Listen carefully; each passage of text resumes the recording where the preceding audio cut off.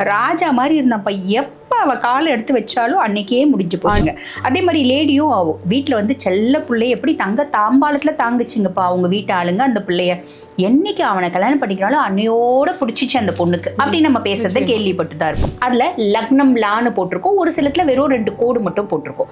அந்த பாவத்திலேருந்து 2ஆம் பாவம் அது ஒன்று, அதுக்கு அடுத்த கட்டம் 2ஆம் பாவம் தன குடும்ப வாக்குஸ்தானம் அப்படின்னு சொல்லுவாங்க. அதில் பாபன் யாராவது உட்கார்ந்துருந்தா, அதே மாதிரி வீடு கொடுத்தவன் நல்லா இருக்கக்கூடாது, வீடு கொடுத்தவனும் கெட்டு போயிருக்கணும், சாரம் வாங்கினுக்கும் கெட்டு போயிருக்கணும். அப்படின்னா என்னன்னா போர்க்களத்துல தான் தளபதி அப்படின்னு சொல்லுவாங்க. போர்க்களத்துல தளபதிக்கு வேலை, குடும்பத்துக்குள்ள தளபதியை விட்டா என்ன ஆகும்? அந்த கதை தான் நெய் அப்படின்றது ஏற்படுத்தும். இதே கலத்திரஸ்தானத்துல சனி இருக்கான்னு வச்சுக்கோங்க, 7ஆம் பாவத்துல சனி இருக்கான், அந்த ஜாதகருக்கு திருமணமே ரொம்ப லேட்டா தான் ஆகும். அம்மா எல்லாமே பர்ஃபெக்டா இருக்குங்க, யாருமே இல்லை. ஓகே இல்லைங்களா? எல்லாமே பர்ஃபெக்டாக இருக்கவங்க யாருமே இல்லை அப்படின்னு தான் சொல்லணும். எல்லாருக்கும் ஏதாவது ஒரு பிரச்சனை, ஏதாவது ஒரு குறை அப்படின்றது இருந்தால் தான் நம்ம மனுஷங்க. எனக்கு ஜாதகம் இல்லை, ஆனால் டேட் ஆஃப் பர்த் தெரியும், டைம் ஆஃப் த பர்த் தெரியும், பிளேஸ் ஆஃப் பர்த் தெரியும். இது 3 இருந்தால் போதும், புதுசாக நம்ம எடுத்துட முடியும்.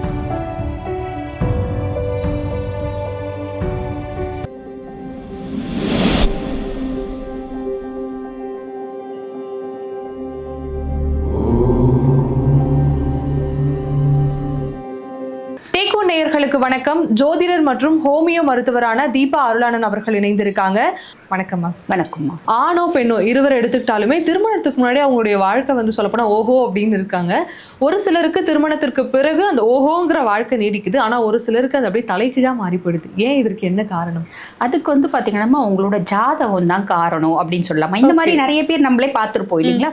ராஜா மாதிரி இருந்தப்ப அவ காலை எடுத்து வச்சாலும் அன்னைக்கே முடிஞ்சு போச்சு அப்படின்னு சொல்லுவாங்க.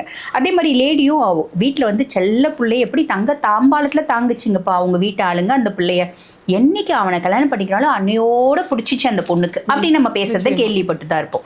கரெக்டு தான். இதுக்கு காரணம் என்ன அப்படின்னா அவங்களோட சுய ஜாதகம் தான். ஜாதகம் ஜோதிடம் அப்படின்றதே ஒரு கணக்கு தான்மா.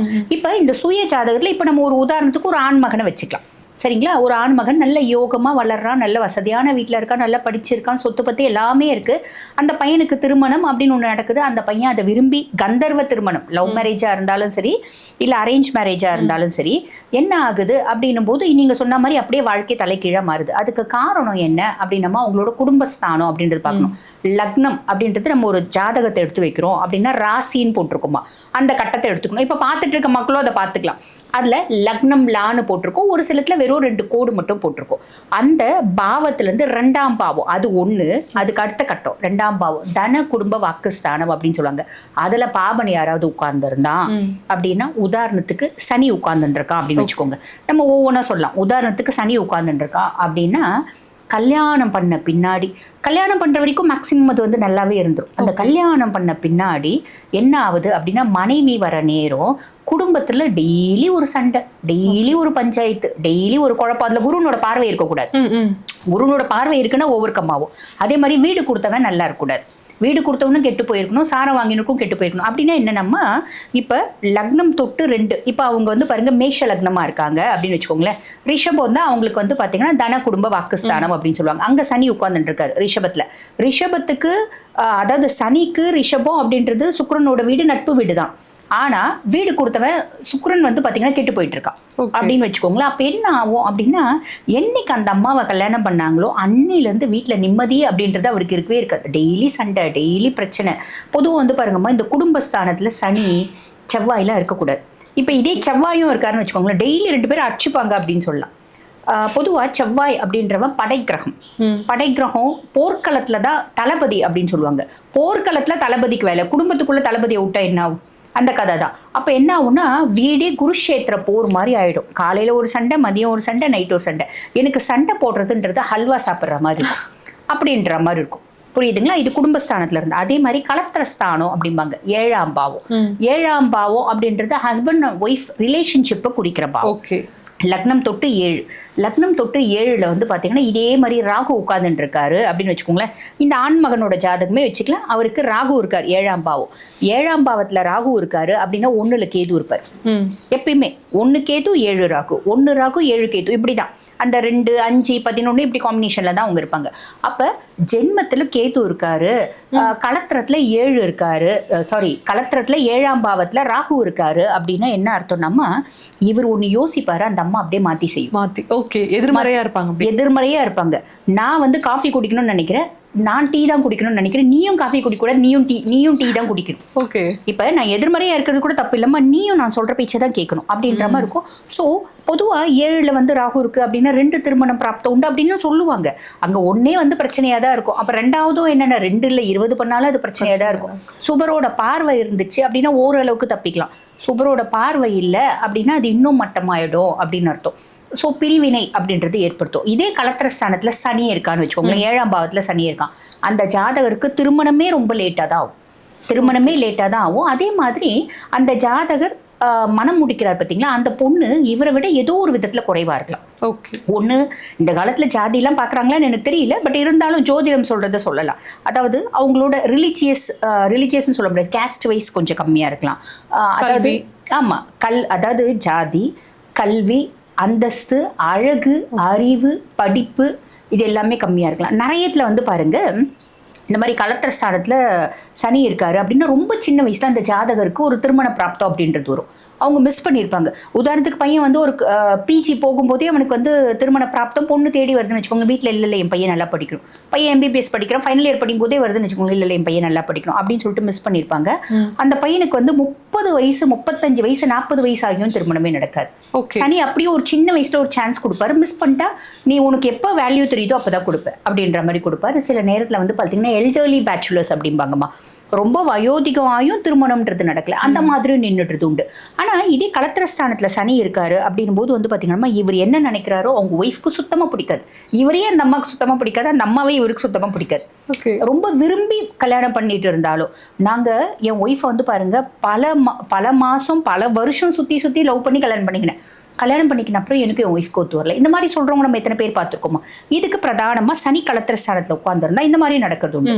பிரிவினை, டிவர்ஸ், ஒரு கல்யாணம் டிவர்ஸ் ஆகி 2வது கல்யாணம் டிவர்ஸ் ஆகி 3வது ரொம்ப நொந்து போய் உட்காந்துங்கிறதும் உண்டு.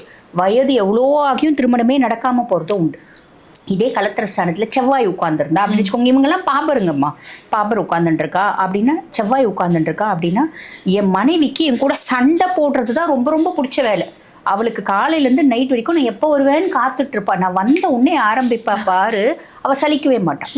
இந்த மாதிரி ஒரு ஜாதகம் அமையும். இது எல்லாமே வந்து பார்த்தீங்கன்னா வீடு கொடுத்தவன் நல்லா இல்லாமல் கெட்டு போயிருந்தாலோ, அதே மாதிரி சாரம் வாங்கந்து நல்லா இல்லாமல் இருந்தாலோ, அதே மாதிரி பார்த்தீங்கன்னா சுபர்னோட பார்வை இல்லையோ, இதுக்கும் மேலே செவ்வாய் களத்திரஸ்தானத்தில் இருக்கா, சனியினோட பார்வை வேற இருக்குன்னா கண்டிப்பாக டிவர்ஸ். ஓகே. ஸோ இந்த மாதிரி அதில் எக்ஸப்ஷன்ஸ் இருக்குதாம்மா செய்யுது, பட் இன் ஜென்ரல் இந்த மாதிரி வர்றது உண்டு. அதே மாதிரி இந்த ராகுகேது தோஷம், சனி தோஷம், செவ்வாய் தோஷம் இதெல்லாம் தான் வந்து பார்த்தீங்கன்னா நம்ம ஒரு பிரதான காரணமாக இருக்குது. நான் திருமணம் பண்ணுற வரைக்கும் நல்லா இருந்தேன், அதுக்கப்புறம் எனக்கு பிரச்சனை தான். இது லேடிஸும் சொல்கிறாங்க, பார்த்துருக்கீங்களா? லேடிஸ்க்கும் உண்டு, ஜென்ஸ்க்கும் உண்டு, எல்லாருக்கும் இருக்கக்கூடிய பிரச்சனை. அம்மா எல்லாமே பர்ஃபெக்டாக இருக்கவங்க யாருமே இல்லை. ஓகே இல்லைங்களா? எல்லாமே பர்ஃபெக்டாக இருக்கவங்க யாருமே இல்லை அப்படின்னு தான் சொல்லணும். எல்லாருக்கும் ஏதாவது ஒரு பிரச்சனை, ஏதாவது ஒரு குறை அப்படின்றது இருந்தால் தான் நம்ம மனுஷங்க, இல்லைன்னா நம்ம மனுஷங்களே கிடையாது, தேவ பிறப்பு அப்படின்னு சொல்லலாம்.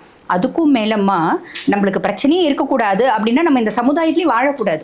நம்ம ஒரு வார்த்தை சொல்லுவாங்க பார்த்தீங்களா, சன்னியாசம் வாங்கி போயிடலாம் அப்படின்னு சொல்லிட்டு, அந்த மாதிரி சன்னியாசம் வாங்கி தான் போகணும், அப்போ தான் நிம்மதியான வாழ்க்கை. அதனால தான் வந்து பாருங்கள், சன்னியாசம் வாங்கி போனவங்க, இறை வழிபாட்டில் நிறைய போகிறவங்கலாம் வந்து பார்த்திங்கன்னா சாதாரண மக்களோட பழகவே மாட்டாங்க. சித்த புருஷமார்கள், நான் தியானத்துக்கு போகிறேன், நான் வந்து பார்த்திங்கன்னா வாசி யோகத்துக்கு போகிறேன், இந்த மாதிரி ஒரு அதீத மேன்மையான நிலையை நான் அடையணும்னு நான் முடிவு பண்ணிட்டேன் அப்படின்னாலே சாமானிய மக்களை விட்டு ரொம்ப தள்ளி போயிடுவாங்க, சாமானிய மக்களோட பழகக்கூட மாட்டாங்க அப்படின்றது. ஸோ இதெல்லாம் வந்து பார்த்திங்கன்னா மனுஷங்களாக பிறந்துட்டா ஏதாவது 9 கிரகமும் சூப்பர் டூப்பராக இருக்கணும் அப்படின்னா அது வந்து சாத்தியம் கிடையாது இல்லைங்களாம்மா? அப்போ ஏதாவது ஒரு குறை இருக்கும். முக்கியமாக இந்த களத்திரஸ்தானம் இதை வந்து பேஸ் பண்ணி, அதாவது 2ஆம் பாவம் 7ஆம் பாவம் இதெல்லாம் பேஸ் பண்ணி தான் வந்து பார்த்திங்கன்னா நம்மளோட ஃபேமிலி எப்படி அமையுது, திருமணத்துக்கு பின்னாடி ஹாப்பியாக இருப்போமா இல்லை கஷ்டத்தோடு இருப்போமா அப்படின்றது நம்மளுக்கு தெரியுமா. பிரதானமாக லேடிஸ்க்கும் இதே தான்.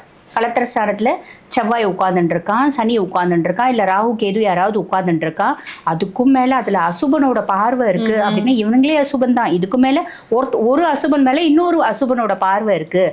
ஒரு சிலருக்கு வந்து பாத்தீங்கன்னா 2-3 அசுபனோட பார்வையும் இருக்கும். அந்த மாதிரிலாம் இருந்த வாழ்க்கைன்றது ரொம்ப கஷ்டமா. ஏண்டா பிறந்தோம், எதுக்குடா வாழறோம் அப்படின்ற மாதிரி விட்டேத்தியான வாழ்க்கை அப்படின்றது போயிடும். ஒரு வார்த்தை சொல்லுவாங்க பாத்தீங்களா, விட்டதடா ஆசை விளாம்பழத்து ஓட்டை போல அப்படின்னு ரொம்ப நொந்துருவாங்க. ஓகே, இந்த ஜாதகங்களும் ஜாதகத்தில் இருக்கக்கூடிய கட்டங்களும் இவ்வளோ விஷயத்த நிர்ணயிக்குது அப்படின்னா, ஒரு சிலருக்கு வந்து பிறந்த உடனே சரியான முறையான ஜாதகம் எழுதாம இருக்கும். அப்போ அவங்களுடைய வாழ்க்கையோ இல்லை அவங்களுடைய தலையெழுத்தையோ நம்ம எப்படி மேம் தெரிஞ்சுக்க முடியுமா? அதுக்கு தான் இப்போ எத்தனையோ விஷயம் இருக்குல்லம்மா. நாடி ஜோதிடம் அப்படின்னு ஒன்று இருக்கு. அந்த நாடி ஜோதிடம், நாடியை வந்து நம்ம கொடுத்தோம், ரேகை கை பெருவிரல் ரேகை லேடிஸ்க்கு ஜென்ஸ்க்கு தனித்தனியாக நம்ம கொடுக்குறோம் அப்படின்னு போதுமா, ஓலைச்சுவடிகள் நிறைய இருக்க தான் செய்யுது. அது சித்த புருஷமார்கள் எழுதந்து, நம்ம எழுதந்து கிடையாது. அந்த சித்த புருஷமார்கள் எழுதந்து வச்சு அவங்க கட்டம் ராசி கட்டம் போட்டு கொடுத்துருவாங்க. அந்த ராசி கட்டத்தை வச்சு நம்ம இப்போ நவீன இந்த ஆப்ஸ்லாம் இருக்குமா, அந்த ஆப்ஸை வச்சு நம்ம வந்து கண்டுபிடிச்சிட முடியுமா? அது பாசிபிள் தான், ரொம்ப பாசிபிள், ரொம்ப ஈஸியான விஷயம். இதுக்கும் மேலே எனக்கு ஜாதகம் இல்லை, ஆனால் டேட் ஆஃப் பர்த் தெரியும், டைம் ஆஃப் த பர்த் தெரியும், பிளேஸ் ஆஃப் பர்த் தெரியும். இது 3 இருந்தால் போதும், புதுசாக நம்ம எடுத்துட முடியும். திருக்கணித பிரகாரமும் எடுத்துட முடியும், வாக்கிய பிரகாரமும் எடுத்துட முடியும். எனக்கு எதுவுமே தெரியல அப்படின்னாலும் நாடின்னு ஒன்று இருக்குது, அது பிரகாரம் எடுத்துட முடியுமா, பிரச்சனையே இல்லை. ஓகே மேம், இந்த ஜோதிடம் ரீதியாக இருக்கக்கூடிய நிறைய குழப்பங்களுக்கு ரொம்ப தெளிவான விளக்கங்களை கொடுத்துருக்கீங்க. ரொம்ப நன்றி. நன்றி.